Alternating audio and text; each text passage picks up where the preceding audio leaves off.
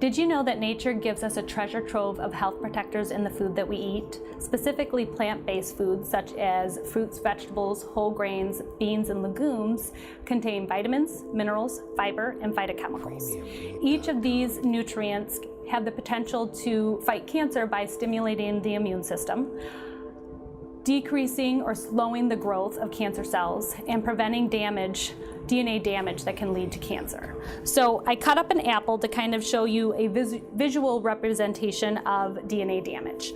So when you open up an apple and you expose it to air, the pulp of the skin actually gets brown. It has oxidative damage that happens to it. When you add a little bit of citric juice to it, such as lemon, lime, or orange juice, we can either slow down that browning process or we can stop it from happening. And that's the antioxidants within the vitamin C rich foods that will decrease that from happening. That happens also within our body. So eating lots of fruits and vegetables, especially the ones that have those antioxidants, can decrease DNA damage that happens from oxidative damage. When you think about the fruits and vegetables, as well as the whole grains and the beans and legumes that I talked about being other plant-based foods, they have specific phytochemicals in them. So antioxidants was one of those types of phytochemicals. And when you look at this, you can see that there's families of them, and the families do tend to be by color. So like the white family is the allium compounds, and they tend to be chives, garlic, leeks, onions, things along those lines, and they can actually have been shown in research to slow down the growth of tumors. Not just fruits and vegetables, but when you go to the whole grains, the inositols, they from bran and oats and things like that, they have antioxidants, but they also can decrease and slow the tumor growth, and they can cause apoptosis, which is considered cell death to the cancer cells. Okay. Other foods like soy products, the beans and legumes, they all have a family that they fall under.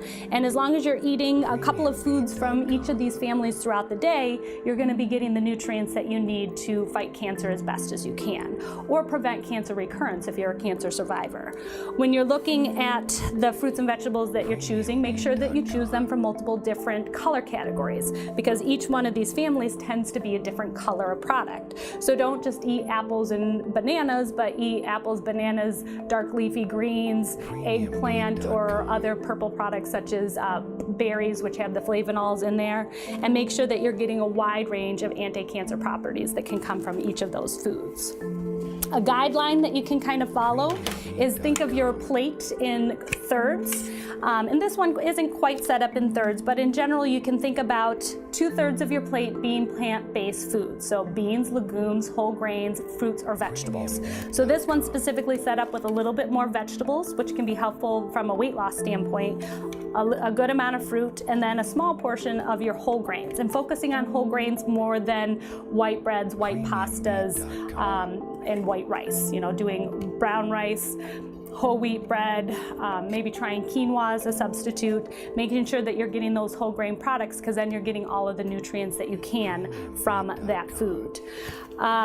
You also can think in terms of serving sizes, so about 2.5 to 3.5 cups of fruits and or vegetables. And remember that if you don't like fruit, then you can focus on just multicolored vegetables. If you don't like vegetables, you can do multicolored fruits. You don't have to necessarily always do fruit and vegetable. It can be one or the other. And when it comes to whole grains, try and get at least 3 servings of whole grains in a day, and try and get more of that if you can. Other things that can help prevent cancer from a dietary standpoint include limiting your red meat. A lot of people have made it so that you can't have any red meat, and actually when you look at the research, 11 to 16 ounces of red meat per week, not per day, but per week, so no 16-ounce steaks, 11 to 16 ounces of red meat per week is considered safe. Okay, anything past that point, you're going to potentially increase your risk of certain types of cancer, one being colorectal cancer. Avoid the processed meats, and that's just because of how they're processed and also the salt content that tends to be in those. So not saying you can't have them, but definitely don't make them a day-to-day product such as lunch meat every single day or a hot dog every single day. Limit the high-fat foods, mostly not necessarily because fat causes cancer, but more because it causes weight gain, and weight gain can be a risk risk factor for cancer. And then limit the sodium. Too much salt is hard on the stomach, so try and limit yourself to about 2,400 milligrams of salt or sodium a day. So commit to filling your plate 2/3 full with plant-based products and start reaping the benefits that will help prevent cancer or cancer recurrence.